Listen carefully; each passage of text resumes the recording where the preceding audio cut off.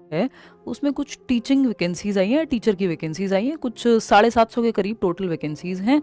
आपका TGT, PGT, PRT, music teacher, ये सब मिला विला के 750 भी पूरा नहीं है आई बिलीव, और लेकिन 700 से 750 के बीच में हैं वैकेंसीज। इसमें कई सारे जोनल्स कह लीजिए, आप जोन्स कह लीजिए कि आपका मुंबई में अलग, चंडीगढ़ में अलग, यहाँ मद्रास में अलग, फलाना, बहुत सारे जो है आपके अलग अलग जोन्स हैं जहाँ पे आपको अप्लाई करना है, जहाँ आप कंफ्यूज हो रहे हैं उस पर हम चर्चा करेंगे। दूसरा, कई लोगों को अभी भी ये डाउट है क्या ये सरकारी नौकरी है? ऑफकोर्स बिल्कुल, ये जो है आपका रेलवे रिक्रूटमेंट बोर्ड का जो है वैकेंसी है, और है सरकारी नौकरी आपकी गवर्नमेंट ऑफ इंडिया, जो आपका पे ग्रेड होता है अलग अलग टीजीटी, पीजीटी, पीआरटीज के लिए, उसी हिसाब से है। फटाफट से बात करते हैं कि ये फॉर्म फिलिंग शुरू हुई है यानी 7 जनवरी से। ठीक, अब जो बीएड वाला मुद्दा है कि पीआरटी में होना चाहिए नहीं होना चाहिए, उन सब पे बात करने वाले हैं एक एक करके। ठीक, कि बीएड को प्राइमरी में अलाउ किया है, वो क्या है क्या नहीं है, इस पे भी चर्चा करेंगे। ठीक, एक तो आपका जो फॉर्म फिलिंग है वो आज से यानी 7 जनवरी 2025 से आपका 6 फरवरी तक, 6 फरवरी 2025 तक आप फॉर्म भर देंगे। और यहाँ पे जब डेट की हम बात कर रहे हैं, आपकी क्वालिफिकेशन की बात कर रहे हैं, तो आपकी जो एज है वो 1 जनवरी से काउंट होगी, चाहे आपका डीओबी जो भी है। तो 1 जनवरी 2025 को आप ओवर एज नहीं होने चाहिए। इसमें एज रिलैक्सेशन भी इन्होंने 3 साल दिया हुआ है कोविड का, जो जनरली किसी और वैकेंसी में आपको देखने को नहीं मिला था, ना केंद्रीय विद्यालय में मिला था।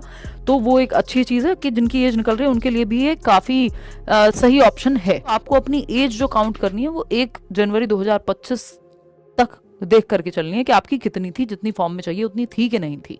दूसरी बात, 6 फरवरी 2025 को यानी जब लास्ट डेट है फॉर्म भरने की, आपकी सारी क्वालिफिकेशंस कंप्लीट होनी चाहिए। इसका मतलब ये नहीं है कि अभी आपने सीटेट दिया हुआ है, रिजल्ट नहीं आया, जो कि रिजल्ट तो आ ही जाएगा सीटेट का, जिन लोगों का सीटेट के रिजल्ट की बात है।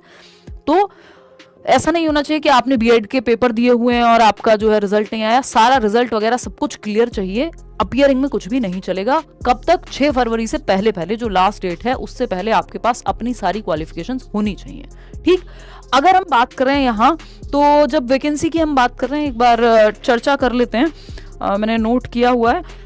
अगर प्रोसेस की मैं बात करूं, जैसे 700 प्लस वैकेंसीज हैं आपकी पीआरटी यानी primary teacher 1st to 5th वाला, टीजीटी 6th to 10th और पीजीटी 11th 12th के जो टीचर्स होते हैं। ठीक, ऑनलाइन मोड में एग्जाम होगा आपका केवीएस की तरह। फिर अगर हम बात करते हैं, ये 100 नंबर का पेपर है सभी के लिए, अलग अलग सब्जेक्ट का आपका।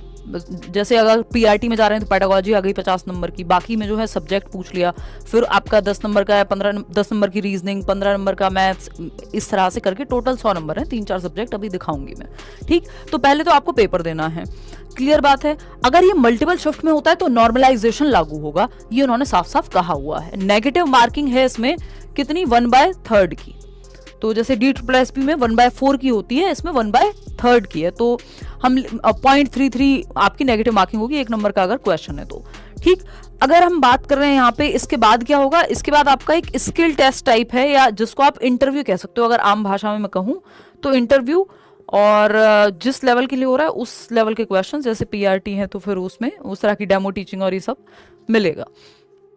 और वही पीआरटी के लेवल पे अगर हम कहें, जैसे केवीएस में होता है 85 और 15 का रेशो है कि 85% वेटेज आपकी रिटर्न एग्जाम की रहेगी, या मैं कहूँ ऑनलाइन मोड में जो पेपर लिया जाएगा उसकी, और 15% जो आपका interview, performance test, skill test, अलग अलग लेवल के लिए अलग अलग नाम उसको दिए हुए हैं। ठीक, अब बात आती है कि जो इतने सारे जोन्स हैं, जो फॉर्म में इतने सारे जोन दिए गए हैं कि यहाँ कहाँ कहाँ फिल करें, इन्होंने क्लियरली कहा हुआ है कि जहां आपको लगता है कि और नौकरी आपको उसी जोन में मिलेगी। फिर ये एकदम मतलब ये मैं अपनी समझ से बता रही हूँ बिल्कुल, क्योंकि वो लिखा नहीं है, बट उन्होंने सिंपल एक तो ये कहा है कि आप हर जोन में नहीं अप्लाई कर सकते, अपनी पसंद की मल्टीपल फॉर्म्स बेसिकली नहीं भरने हैं।